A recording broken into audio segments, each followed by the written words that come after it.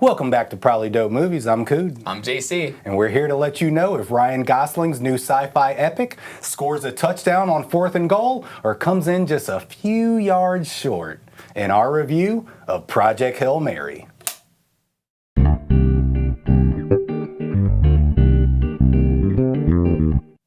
Project Hail Mary propels us into the unknown as middle school teacher turned astronaut Ryland Grace attempts to save the sun from disappearing forever.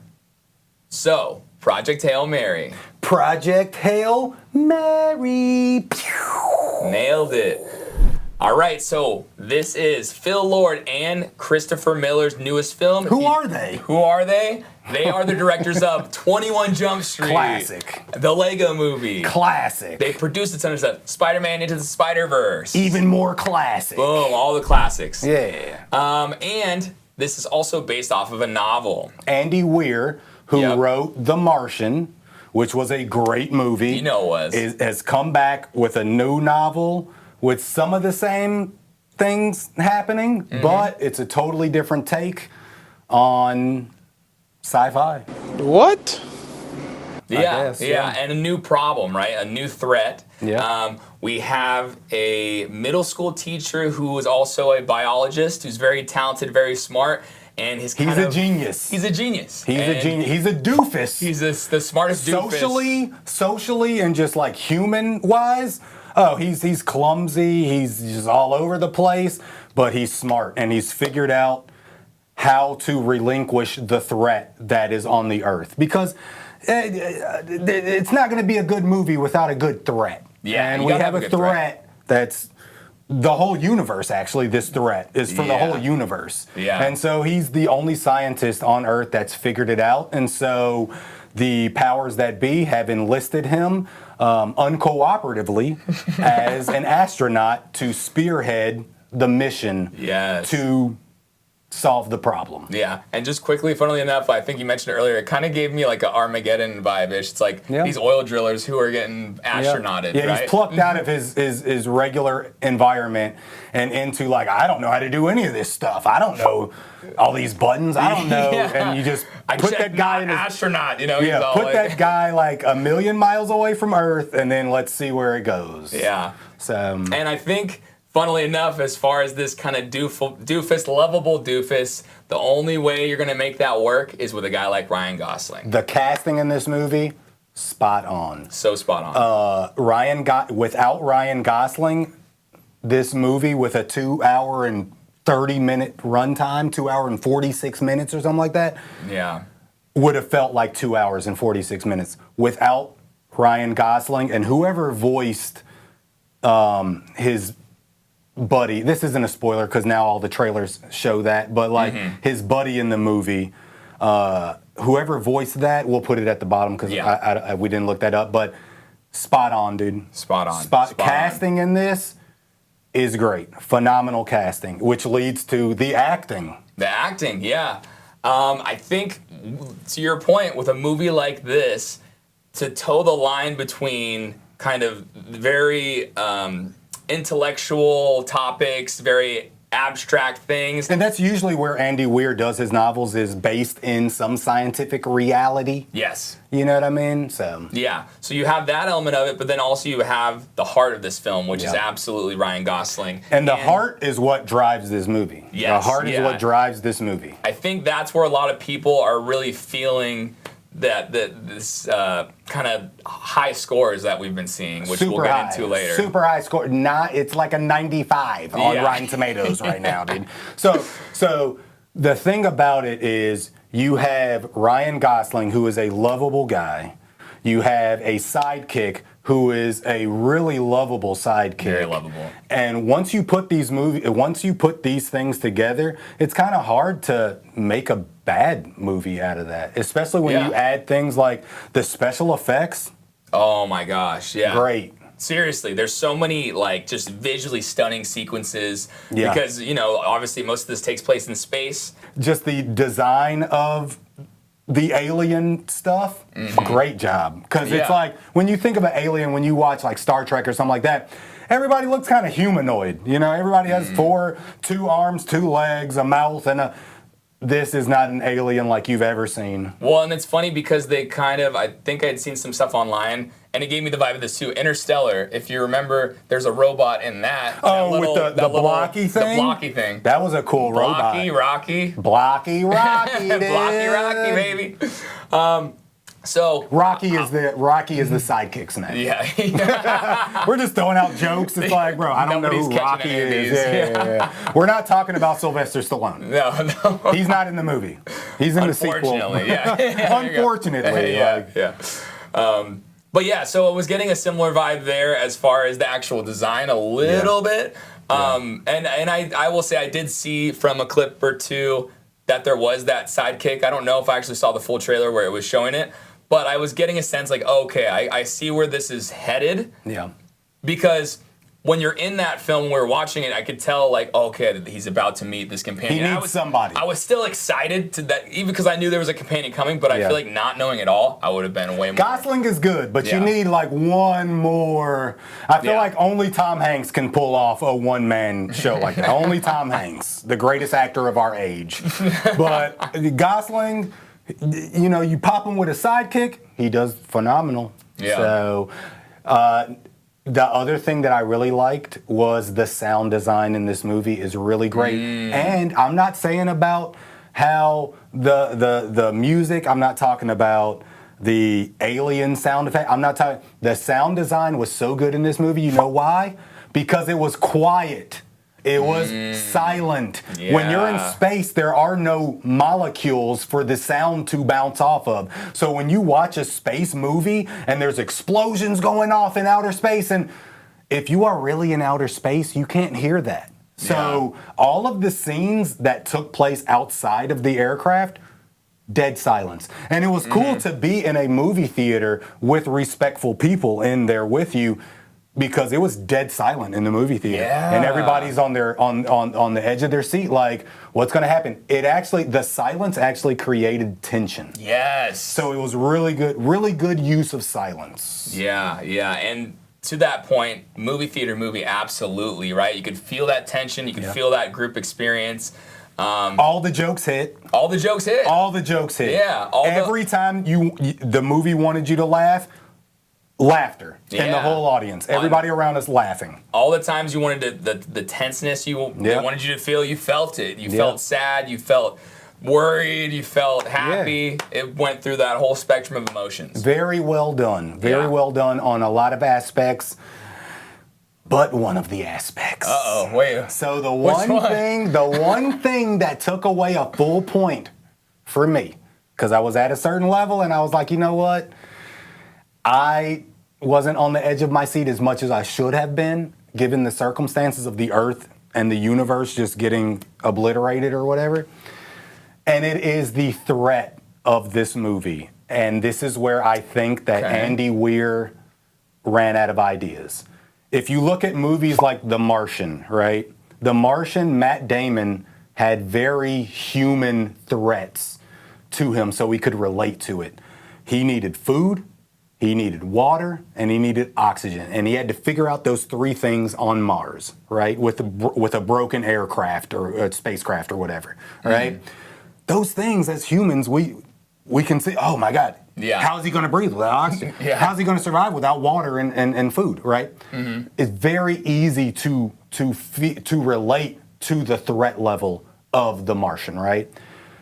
This movie's threat is so weird and so abstract. I didn't care. I didn't care about the threat. It was more, the threat was overshadowed by the great acting and great comedic things that were happening with Gosling and Rocky, his sidekick. Yeah. And it was, the threat level was overshadowed, and it's kind of like if you watch a movie about a comet coming down to, what's the movie with Leonardo DiCaprio, Netflix? Don't Look Up. Great movie. You know why? Because you always had the impending threat of the asteroid coming, right? Okay, I see. Even though it was funny, even though it was comical, it didn't overshadow the threat of, you forget what the threat is in this movie. And you're just like, you don't even care anymore. And that to me took away a point, because when I'm watching a movie where the universe is at stake, I kind of want to feel like the universe is at stake the whole movie. You want to feel that impending doom. Yeah, a little more and I kind of okay. lost that, and that's a great thing for the acting and for the writing and for the sidekick and that's great for that. But the overall impending doom of the movie, I didn't care. Now, will that take away points for you? I don't know. It took away a point for me because I didn't care what the threat was anymore. I was just enjoying the movie. And the runtime on this is like 2 hours and 40 minutes or something. Didn't feel like it. No, that was great. It went fast, dude. Yeah, and I think, the more I think about this, because it's this universal problem, I think maybe the intent was, we make it a universal problem, this helps these two characters that would not normally interact come together.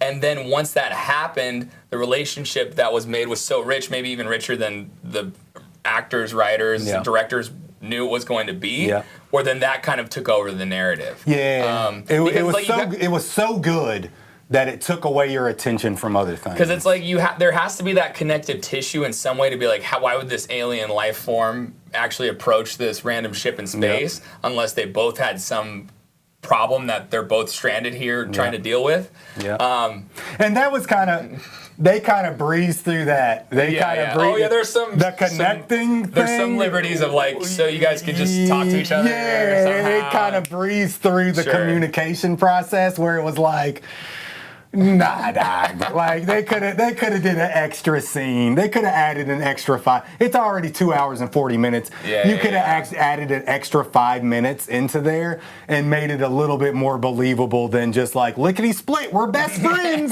We understand each other. You're from a totally different side of the universe. I'm from a totally different galaxy, but yet we're here now. And another thing, talking about the scientificness of this movie. There we go, I like it. New word. But the science of this movie, the scientificness of this, what is that? Is that your phone? No, mine's over here. Why? Why did that start playing? We're going to keep all this in. That was random. Siri's always listening, dude. It just randomly started playing G-Eazy. Like, what? That's interesting. That's weird. So anyway... an alien from a different universe trying to... They're trying to communicate. G-Eazy's an alien. It's like, what? And why that song? I've literally never listened to that song on my iTunes. I thought it was mine because I actually have listened to that song. Yeah, that is the most random thing. It's a sign. Yeah. Sign of the times. But what was I talking about? Yeah. Jesus Christ, that just threw everything off. Science of this movie. I was trying to do the calculations of the travel time. The travel time of this movie is all over the place. Light to travel at the speed of light is 186,000 miles per hour. Right? They say that in the first scene of the movie. When Ryan Gosling is teaching his class of middle schoolers, he asked that question: how fast is the speed of light? And it's 186,000 miles per hour. Right? Right now, with our current technology, we can probably go maybe not even 10% of that. We can't even go 10% of the speed of light. So somehow in this movie they glossed over the technology because it seems like this movie is modern day, right? Yeah. And so with that, you would think they would have a scene where they came up with how to travel faster or something. Like they glossed over that and they were just like, okay, now we can travel at the speed of light. Yeah. You know what I mean? Because even at 10% of the speed of light, which we can't do, it'd take 100 years to get to. And now all the people that were on the ship with Ryan Gosling, they were in an induced coma. Yeah. So they were kind of like cryogenic frozen type of thing, just to fall asleep for that time. They had a feeding tube and stuff. So I'll get cool. You're supposed to survive for 11 years, 11 light years, they said, to get there. Yeah. So even if it took, the Earth is going to not exist in 30 years. Yeah. And that may be another thing of the threat level. The time frame was just too long of a time frame. When you have an asteroid coming and it's going to hit in a week, We need to figure this out. Yeah. When you have something that's a threat in 30 years, it kind of takes away the... It's tough to, like you said, or we were talking about the impending doom, like something where it's like, I 30 can't... years is when we're going to start feeling this? Like, it's going to take them, let's say at the speed of light, it's going to take them 12 years to get to wherever they're getting to figure out things. Then they got to figure it out. Yeah. And then ship it back to us, the antidote or whatever they come up with, whatever the solution is. Yeah. So 20 years, and then we got 10 years to save the Earth type of thing. Yeah. Maybe if they would have put it in terms of that. Yeah. Because they just kept on saying 30 years from now. Yeah. That's the timeline you just said seems like it could be accurate. But it still feels like, all right, I agree with you in that. Like, I need to feel it. And there's moments where you do, but only really in the moments where, like, they're pivotal moments to figure out whether he's successful or not. Yeah. Right? Those are the moments when you feel it the most. So that kind of took away the tension. Yeah. Outside of him, like, being outside of the spaceship and just, like, he may die. Yeah. It took away all tension for if we were going to survive as a human species or not. Yeah. And so, are the critics' ratings and the audience ratings warranted? That is the big thing. Because everybody, when you watch the new trailers, now that there's reviews out, when you watch the new trailers, it's like, a movie for the ages. I saw a caption that said, the perfect movie. Good. Perfect? I don't know about that, dude. I liked it a lot. Is it a perfect movie, then? Is there any perfect movies anymore? Is this one of the best? Okay, I'll make it easier. Is this one of the best sci-fi movies you've ever seen? Is this one of the best? Is this a top 10 sci-fi movie ever? And we're putting in heavy hitters. We're putting in, like aliens and Star stuff like Wars, Aliens. Yeah, see, that's when it gets tough.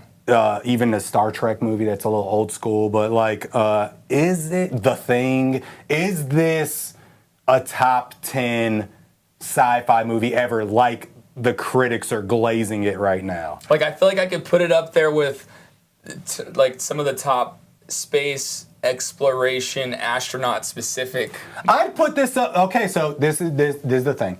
I'd put this up with The Martian. I'd put this movie up with Interstellar. Yeah. I would not put this movie up with Apollo 13. I would not put, you know what I mean? Like, there are some levels, right? where Apollo 13, if you're going to call Project Hail Mary a perfect movie, then Apollo 13 is 11 out of 10. If that's the case. Exactly. You know what I mean? So would I put this in my top 10 sci-fi movies ever? No. Top 25 sci-fi movies? Yeah. Yeah, I'd put this movie in top 25. So, I'm ready to rate it. Yeah, let's do it. I guess I'll go first this time. I'll go first. Okay, so I had this movie at a certain level, and like I said, the pacing is great, acting great, casting spot on, sci-fi elements, CGI, special effects, sound design. Oh my God, 10 out of 10. All of that's 10 out of 10. Now, where this movie falters for me is the threat level, and that's where it lost all tension from me, and it lost all imminent doom from me, and I had to take away a point because I feel like The Martian got that threat way better than this movie. I was at an 8, which is great, and I have to drop down to a 7. Oh. I have to take away a full point because of the inconsistencies in the science stuff in the plot, and because I'm a science dude, and I had to take away a point for the inconsistencies in the science. And Andy Weir's known for the science in his writings, where it's like, wow, this would really be the case. Like, he gets with biologists, he gets with scientists to come up with his plots. And I guess he had the wrong scientist helping him on this movie, and they were like, oh, this would be such a cool idea. And it wasn't that cool to me, the idea of why the Earth is in, danger. I didn't like what they came up with, and I didn't like the solution, and I didn't feel like there was a reason for him to go all the way to another galaxy or whatever the case. So I'm going to go with 7 out of 10. This was a good movie, very close to great. If they would have had me on the edge of my seat rather than Ryan Gosling dying in space or something like that, if they would have got me back to the crux of the movie, which was saving the Earth, because I totally forgot about the Earth. Yeah. And they do flashbacks in it where it shows like, oh, this is what's going on to catch you up of why he's out there. But it just, I didn't care. I didn't care about the thread of the movie, and that's why I'm giving it a 7 out of 10, which is still good. Still good. What you doing? What you doing? So I was about at that 8 area. But I was on the other end. I was sliding up to a 9, which is what I'm giving this. 9 out of 10. Yeah. All right. And the reason is the Gosling. It's Gosling. He's great, dude. He's so good. And I feel like just the back and forth. Got to give kudos to the voice actor as well, which I'm. Yeah, whoever he did, we'll put it on the screen. Yeah. But we didn't do that one. We'll get it there. But those two guys, going back and forth.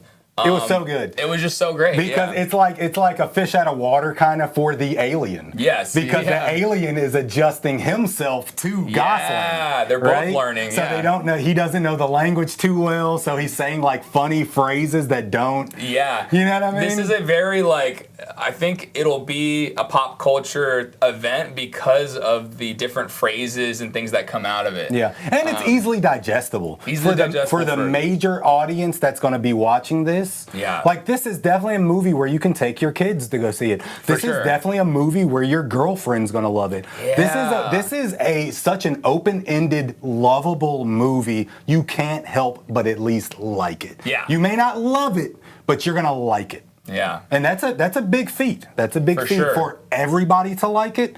That's hard to do. That's not common anymore. Yeah, you know what I mean? That's hard to do. Yeah. So I guess we'll agree on what, an 8? 8, yeah. We're going to go split the difference. Probably dope score of 8. 8 out of 10. This is a great movie. This is a movie that you should definitely go see in IMAX. Mm-hmm. Did we see it in 3D? No. I think we just I saw Hoppers in 3D. Yeah. There we go. But like this movie, see it on the biggest screen possible that you can see. See it in the highest definition you can see, laser, IMAX, whatever it is. Take a friend, this is that rewatch it. I'm probably going to go rewatch it, honestly. This is that movie. I'll watch it when it comes out on streaming. This is a really well done movie, and Gosling sells it. I think, and it might be his best. I think they might have said his highest. Yeah, probably his highest rated film so far. Most people outside of the Notebook. Yeah, that's true. There's a couple. The classic. Yeah, they got some classics in there. Yeah. Come on, Barbie, right? Yeah, it's Barbie, classic. La La Land. Yep, La La Land, The Nice Guys. classic. He has a lot of good films, and this is just another one.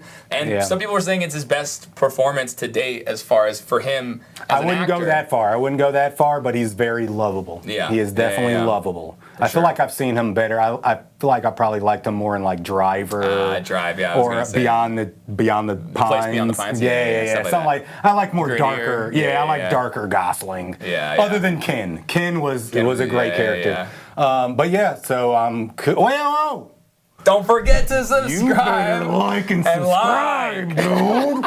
I almost skipped that. Hype us up too. You got hype. You got hype button. You got a hype button right there. Hype button. Press the hype button. Spend some of your points on us, dog. Help us out, dude. Please. Help us out. So I'm Cude. I'm JC. And thank you for watching Probably Dope Movies. This has been a very out of this world experience for dude. You take me out of this world. You had me at hello. It's like, pause. It's like, what? But thanks for watching, guys. We'll catch you next time. Peace. Peace.